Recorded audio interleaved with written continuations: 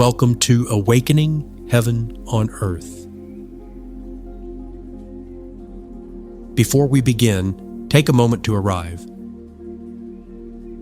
There is nothing you need to do, nothing you need to believe, and nowhere you need to go. Simply listen, contemplate, and notice what stirs and resonates within you. This is a shared space of reflection, presence, and remembrance. Now, let us begin.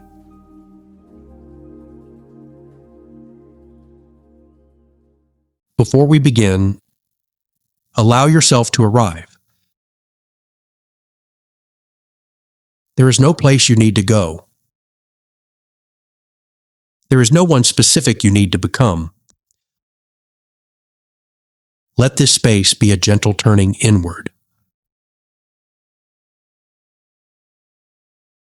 These are not books to be mindlessly consumed.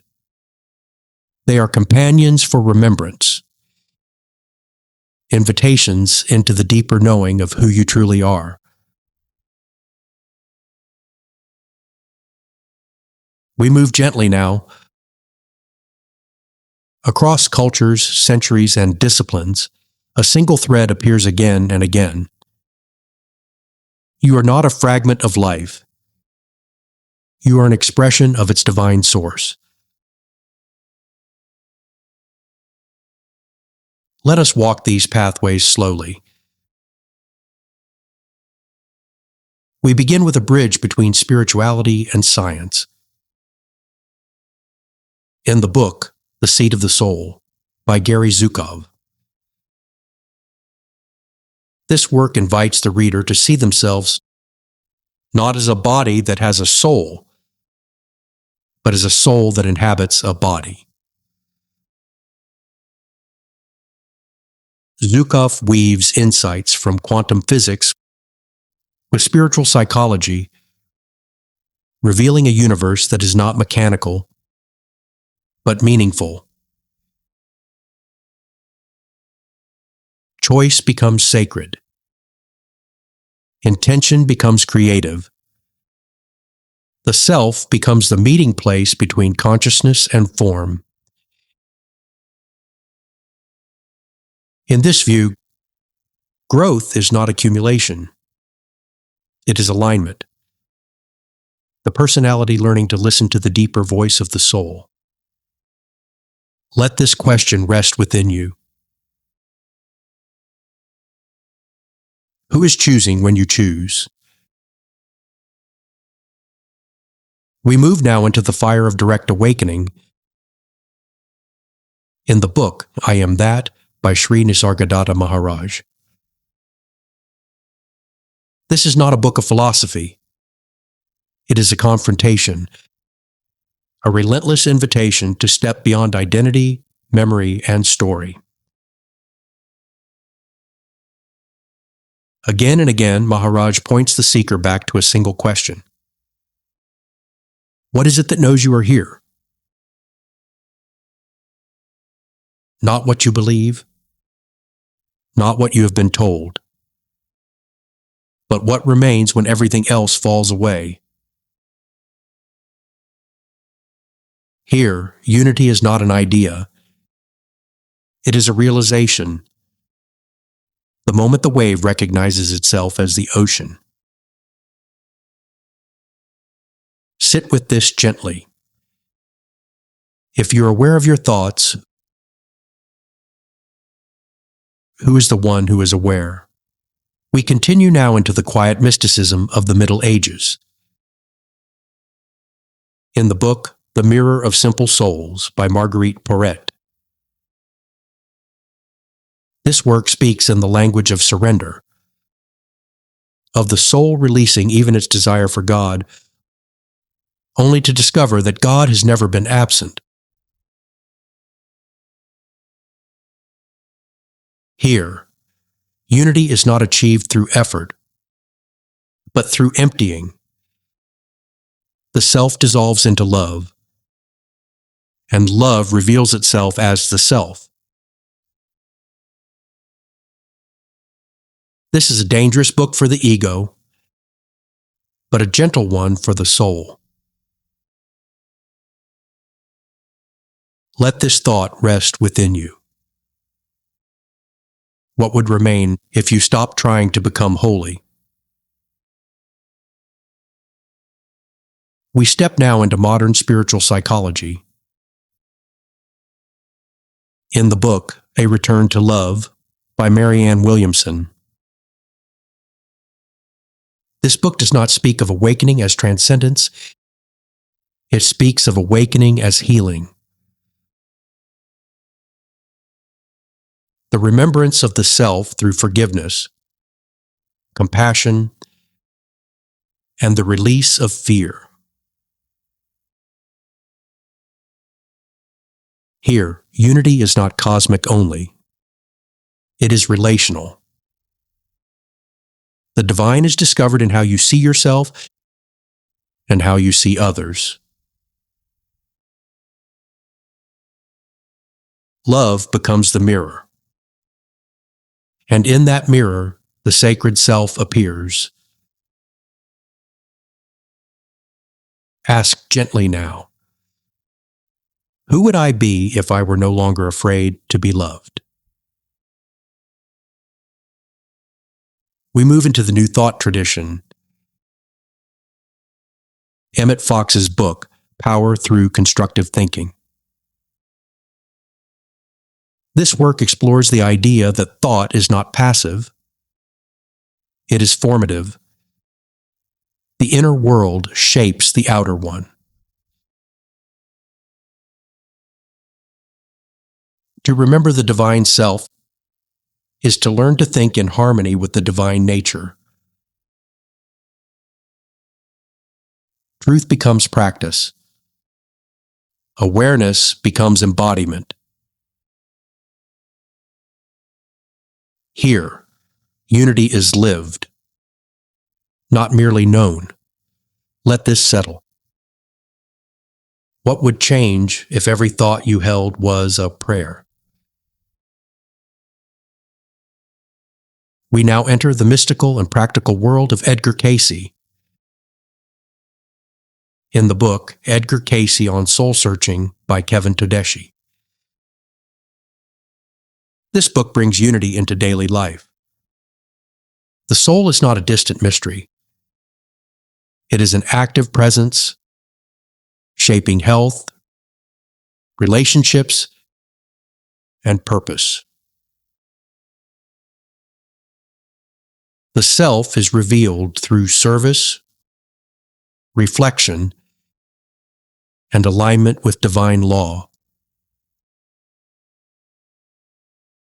Awakening becomes a way of living, not a moment of escape. Ask gently now, how is my soul trying to express itself through my life?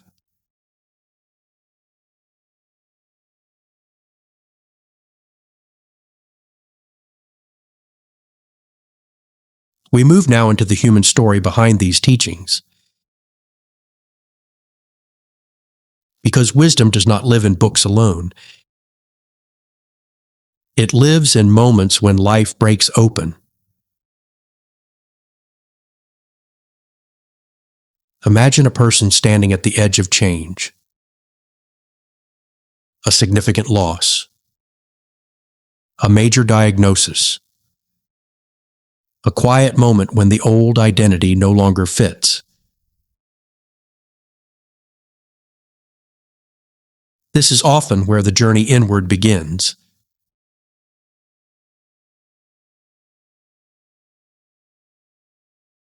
Zhukov speaks here without poetry, but with clarity. The soul does not grow through comfort alone. It grows through experience and alignment. When the outer life no longer matches the inner truth, a sacred tension is born.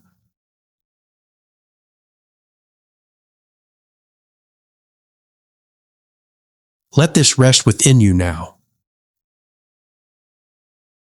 Where in my life am I being invited to become more honest with myself?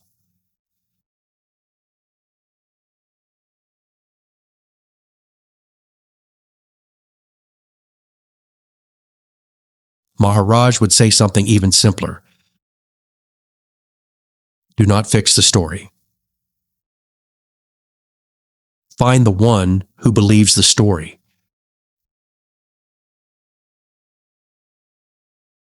Because the self you seek is not hidden in the world. It is hidden in the one who is looking. Sit gently with this. If I stop trying to improve myself for a moment, what remains? Parate walks a different path.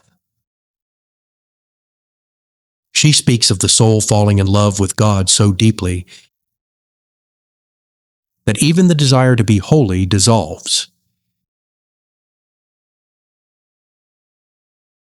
Here, the self is not perfected. It is forgotten. This is not loss. It is union. Let this question arise softly. What am I still trying to hold on to that love is asking me to release? Williamson brings this back into relationship. She reminds us that the self is not found in isolation. It is revealed in how we meet one another. Every moment becomes a choice. Fear or love. Separation or remembering.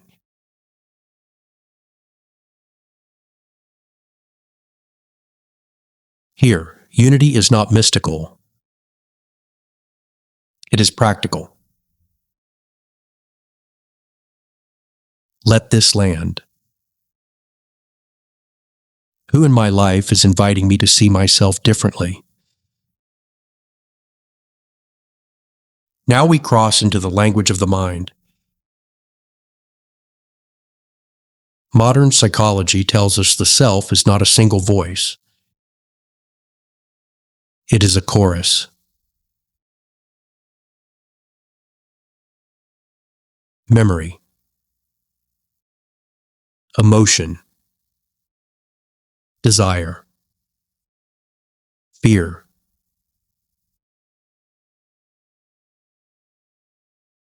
Carl Jung would say wholeness comes not from silencing these voices, but from listening to them.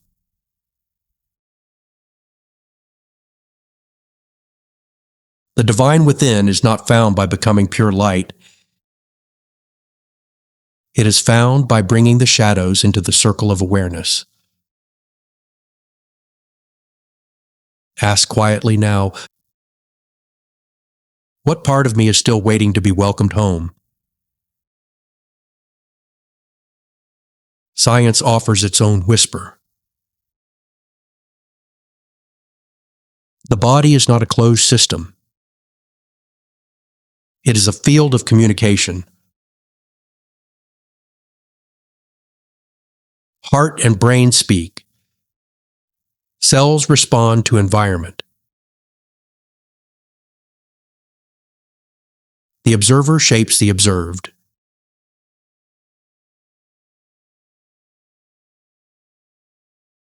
This does not prove the soul, but it humbles the idea of separation.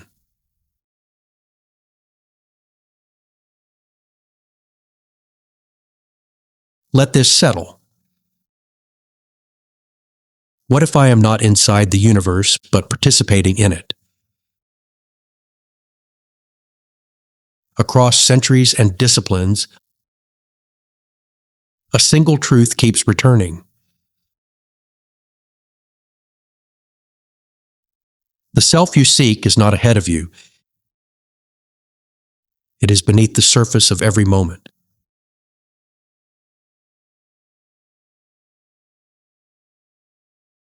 Now breathe in slowly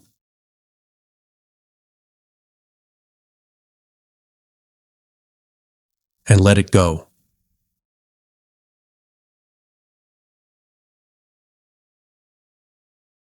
Feel the presence that remains. This is the sacred reader behind every page, the listener behind every sound, the awareness behind every thought. You are not walking toward unity. You are remembering it. Carry this gently into your life, into your work, into your love, into your silence.